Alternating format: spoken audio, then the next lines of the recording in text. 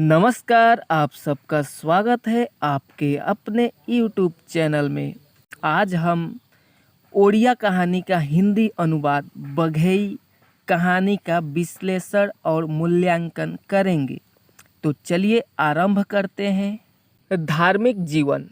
ओड़िया के कोरापुट जिले में रहने वाले आदिवासी जनजीवन की धार्मिक मान्यताओं के बारे में कहानीकार ने प्रसंग अनुकूल चित्रण किया है। इस समाज में ज्ञानी और पुजारी का प्रभाव स्पष्टतः पाया जाता है। ठकुराइन, मंत्र, जड़ी बूटी, झाड़ फूक आदि में इनकी प्रबल आस्था है।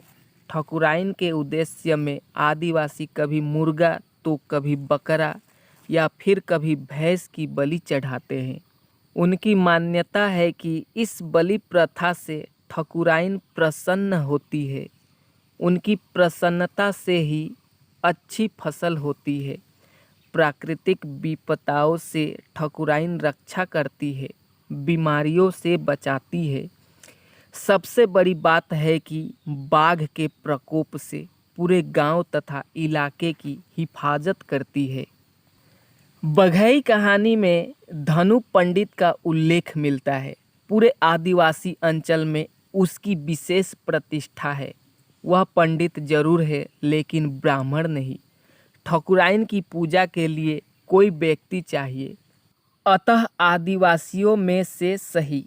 चूंकि वह पुजारी है इसलिए सभी उसकी बातों का सम्मान करते हैं। आदिवासी सोचते हैं कि ठकुराइन उसके माध्यम से काम करवाती है। मुखिया ध्रुव सिंह के साथ उसकी अच्छी खासी मित्रता भी है। लेडेंग गांव के आदिवासियों में मूर्ति पूजा का प्रचलन था।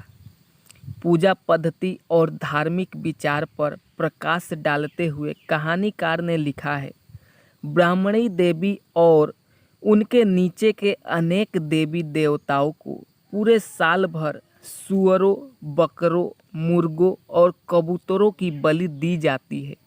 इस पुण्य भूमि में जितनी निष्ठा से लोग धर्म का पालन करते हैं, दूसरी जगहों पर वैसा उग्र धर्म भाव देखने को नहीं मिलता। लोग लंबे लंबे बाल रखते हैं, उपवास करते हैं, कई जटाधारी बन जाते हैं। जटा में बरगद के दूध की मालिश करते हैं। पेट के बल या घुटनों या लंबे लेटकर घिसट घिसट कर देवथान की यात्रा करते हैं। पूरे बरस भर कितनी सारी यात्राएं। जीभ या पीठ को लोहे के कांटे से छेद कर की जाने वाली यात्रा, अपने को बिच्छू का डंक लगवाकर की जाने वाली यात्रा और आग पर चलने की यात्रा भी। गाने बजाने की धूमधाम से तो पूरा अंचल गूंजता रहता है। लोग इतना धर्म कर्म करते हैं, इसी वजह से तो देवियाँ खुश रहती है। उनके डर से बाघ घुस नहीं पाता। उपयुक्त कथन से आपको स्पष्ट हो गया होगा कि आदिवासी समाज में अंधविश्वास है, धार्मिक बाह्याचार है, पुरानी धर्म भावना है, सड़ी गली मान्यताएं हैं। शरीर साधना, तंत्र मंत्र का प्रभाव भी स्पष्ट है। कहानीकार ने कुछ छिपाया नहीं है, उसने जो देखा उसका चित्रण किया है।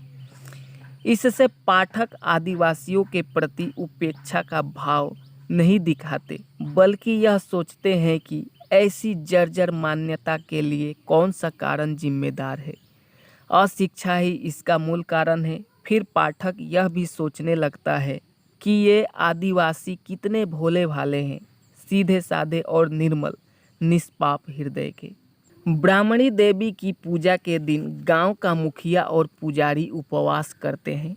किसी भी बड़े काम जैसे बाघ मारने का अभियान करने के पहले यह प्रथा चालू थी। ब्राह्मणी देवी के सामने सभी इकट्ठे होते, पूरी योजना बताई जाती है। आदिवासी समझते कि देवी की आज्ञा को मुखिया या पुजारी सुना रहे हैं। बाघ को मारने के अभियान में धनु पंडित की दाई जांघ को बरहा ने चीर डाला। मुसीबत के क्षण में आदिवासी भला ब्राह्मणी देवी के अलावा किसका स्मरण करते। देवी के इन उपासकों ने सोचा और तय भी कर लिया, जरूर गांव के मुखिया और धनु पंडित ने कोई अन्याय किया था। यह है आस्था देवी के प्रति आदिवासियों की। माँ की इच्छा से सब कुछ होता है।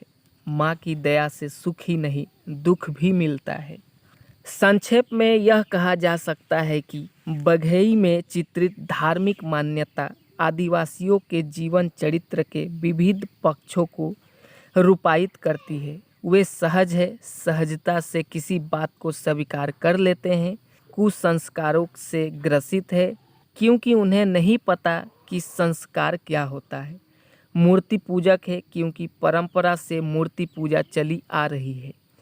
सुख हो या दुख वे निर्मल हृदय से अपनी आत्म अभिव्यक्ति देवी के सामने करते हैं।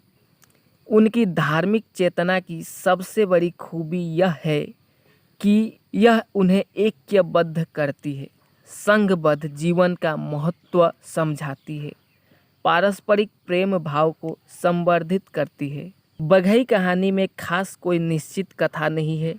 पारंपरिक ओड़िया कहानी की कथा कहने की शैली को लेखक ने अस्वीकार किया है। आपने भी ध्यान दिया होगा कि इस लंबी कहानी में बाघ के आतंक, आदिवासियों का बाघ शिकार हेतु अभियान जैसी एक आध घटनाओं के अलावा कोई कथा क्रम नहीं है। हाँ, पूरी कहानी में गोपीनाथ महंती ने बाघ का उल्लेख विविध परिप्रेक्ष्यों में किया है।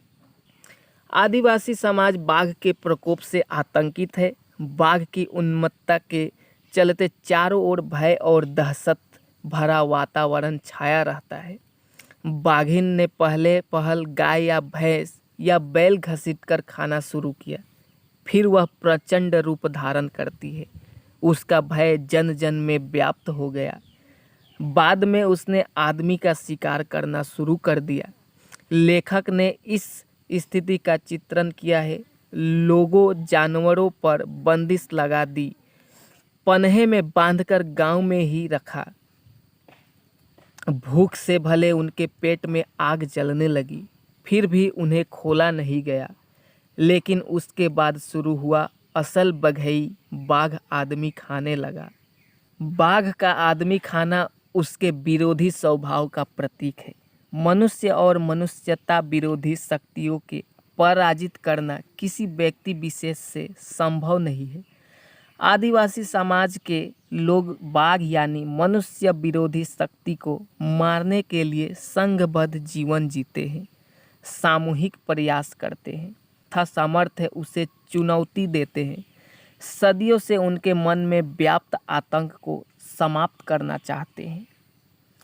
इस कहानी में बाघ जनतंत्र का हत्यारा भी है। अपने मन मानेपन और उच्च श्रृंखल प्रवृत्ति से वह जनता के अधिकारों का हनन करता है। अमानुष, नृशंस और पापी बाघ केवल एक हिंस्र जानवर नहीं है, वह स्वेच्छाचारिता का भी प्रतीक है। दमन और शोषण के आधार पर आम आदमी पर आतंक बरसाने वाले शासक का भी प्रतीक है। कहानीकार ने बाघ की सर्वकालिकता और सार्वभौमिकता को स्पष्ट शब्दों में चित्रित किया है। हर युग में हर जगह बाघ निकला है और उसने शिकार किया है। संसार में जितने दिनों तक मनुष्य नाम का प्राणी जीवित है, बाघ नामधारी जंतु जिंदा है। किसी न किसी जगह आदमी को बाघ खा ही रहा होगा। बाघ हर युग में हर देश में होता है, अर्थात बाघ अन्याय का प्रतीक है। आदिवासियों ने उस बाघ का विरोध किया है जो मनुष्य समाज को अपने अधिकारों से वंचित करता है।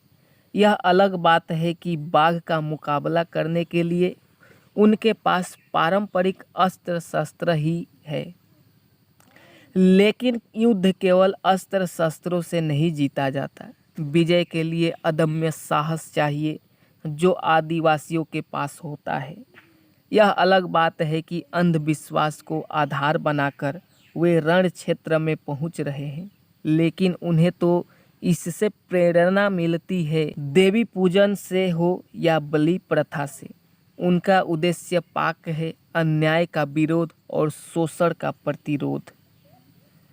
इस प्रकार यह कहानी होती है समाप्त। यदि वीडियो अच्छी लगी तो लाइक करें, कमेंट करें, शेयर करें और इसी तरह की वीडियो पाने के लिए हमारे चैनल को ज़रूर सब्सक्राइब करें। फिर मिलते हैं अगली वीडियो में।